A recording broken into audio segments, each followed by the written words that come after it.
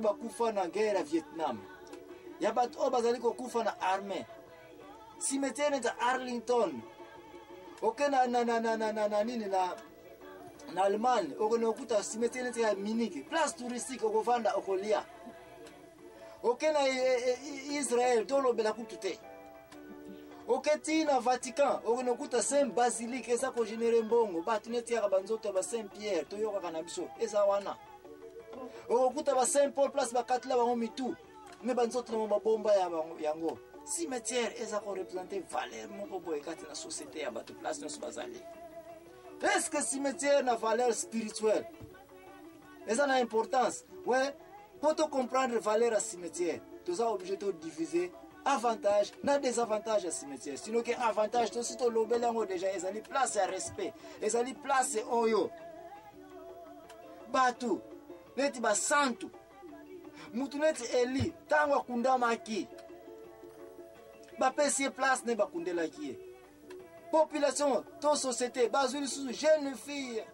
Oya kufa ki, baje ko kundega na place territoire à batu, terrain privé à batu Eli ezalaki. Bible lobi était jeune fille ozaki rejeté, serkena e pasukaki.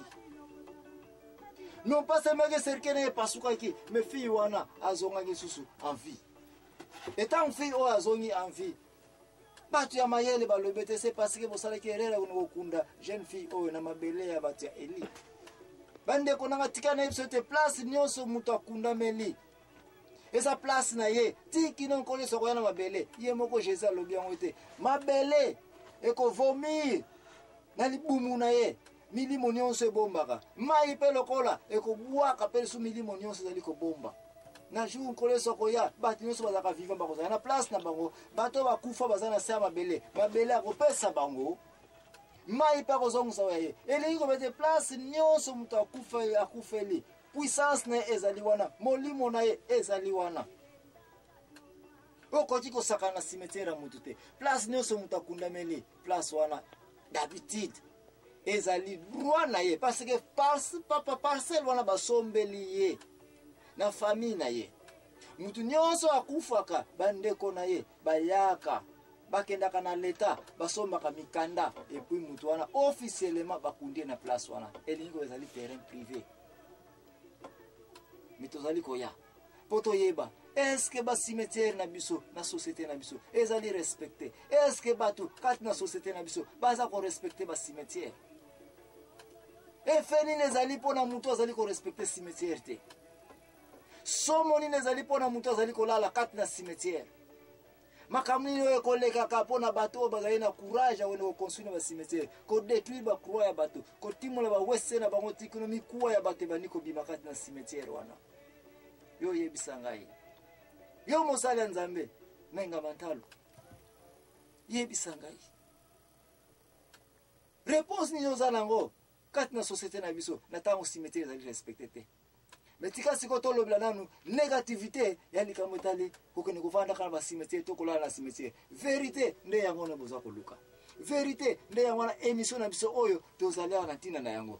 Mutu akene musika te tozali kozonga tozali kokoba poto kwa kolakisa bino. Qu'est-ce signifie vérité ya nini ya cimetière?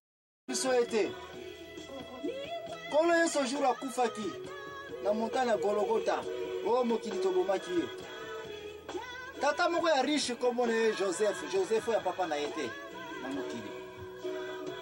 Joseph l'homme riche tango atali nzoto ya nkolo yeso ezalaki exposé na croix. Asengaki permission na gouvernement kitisa yango. Bapeselaki permission wana.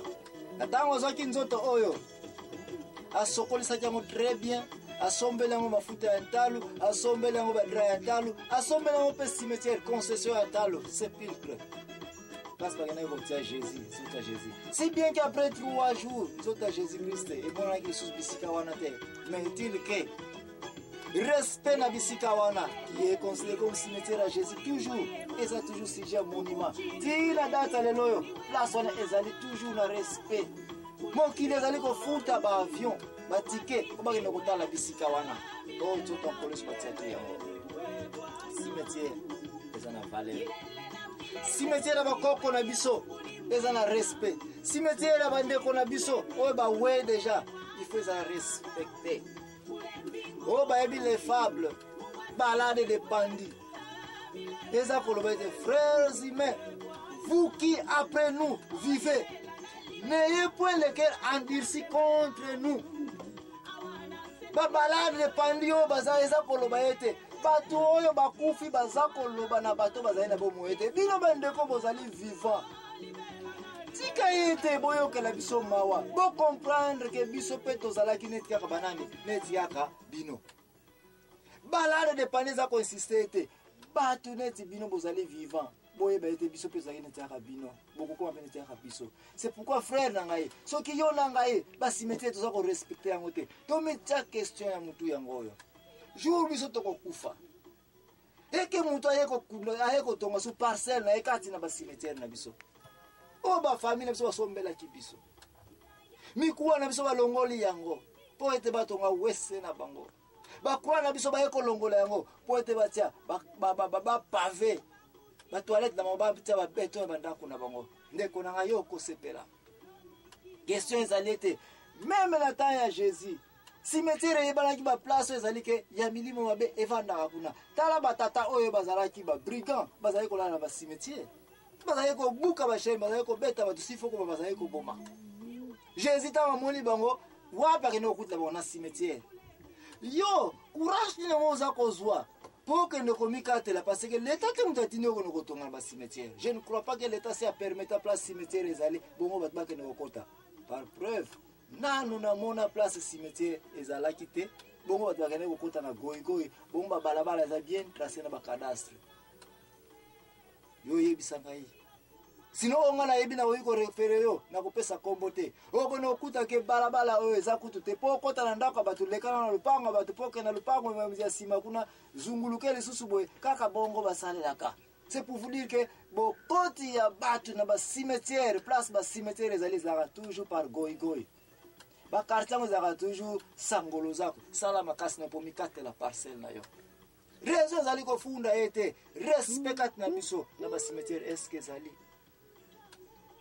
yo yebisa ngai soki tozali korespecte bacimetière na biso mais tomoni ete na temps ya bana Israël bacimetière ezalaki bien respecté e yango mtu eza kosalaki bamonima ya Egypte oyo tobenyi kombo basphinx oyo tobenyi kombo ya bapyramide eza kogénere mbongo parce baye korespecte mikoa ya bakoko na bango biso tozalaka kolobela bokoko na biso eske bakoko na biso bolakisa biso bacimetière na bango ezali wapi sinoki mikoa ya bakoko na biso yango nde tolambelaki kafe na biso batombo na bango tobuka ya bango bakroa na bango tobuka yango nde toza kosala babeto ya bawese na biso ya bandako na biso tika na yebisa yo ete selon calcul barecherche nga na sali chaque moto akufaka na civilisation na biso kutu bazona baterrain monene kompani ya utapoto bapesaka presque 2 mètres carrés baparcelle na biso mingi ezalaka na 20 mètres. Si on voit 2 mètres carrés divisé par 20, on a 10 en parallèle, au moins 10 tombeaux. Et ça, on a le pas en monté. Si on connaît sur la largeur, on a 10 sous 10 fois 10, 100. Donc, dans selon mes recherches, chaque lupango est un ambilicole cimetière. Et ça, on occupe au moins 100 cercueils, 100 tombeaux, na sekuna. Elingo lobake soki olalaki boye na position oyo mwana ope na sekuna azana ebembene susu elalelaki na sekuna yo papa na mama tambo kambikaki mbeto na bino na position oyo sango na mutu ekulu na se peut-être 4-15 libembe bazaka na sekuna mikuwa ya bato ebongo juro ke na sima lupango no po timo la wese yo yebisa ngai kombene mikuwa bato kolokota kuna bo wese yango etondi kena wese mususu kena kwe muso toboli kombele mikuwa bato kene kokundula kuna epu yo yebisa ngai yo menga mandalo mosali ya nzambe oza kofanda kana bacimetière bo soje oyo kotutumula wese na yo eke mikuwa ya bato ebimi kuna na se mikuwa ngo kena ngo wapi okobwaka yango okopesa na bambwa balea yango okutana mabaya eza na se okolambela ngo kafe na yo tika na yebisa yote milimo mabe oyo Jésus akena kokuta na ba demo bazalaki kati na bango boma oyo bazako buka ba chaîne na cimetière toyo kana bazali kolala na cimetière yo pe olobi ete ozali mwana nzambe yo po olobi ete osambelaka yo po olobi ete ozali chrétien yo po olobi ete ozali moto oza intellectuel ozokende koconstruire na basimetiere ya bato yebisa ngai na yo na milimo oyo batata oyo babrigand oyo bakutana na simetiere différence nini otika na yebisa yo frère nanga vérité yango wana oyoki kolanda émission ya vérité te vérité ezali ete yango wana société na biso na data lelo oyo tokomi komona ete bana bato bakomi kose comporter na bacaractère moko nano tomona te depuis existence ya mokili esalema basamuzulu ya somo toza kose plaindre te na société na biso bato bakomi kosala makambo neti kaka bambwa neti kaka banyama mais c'est parce que landa histoire ya bato oyo place na baza kobuta oyo nazongi na ndako landa ye na ndako na okuta ya réalité na se kuna place ala na basimetiere bacercueil eza na se kuna mikuwa ya bato eza wana population mobimba kilomètre ezalaka cimetière kilomètre wana bato baza kolala wana elingi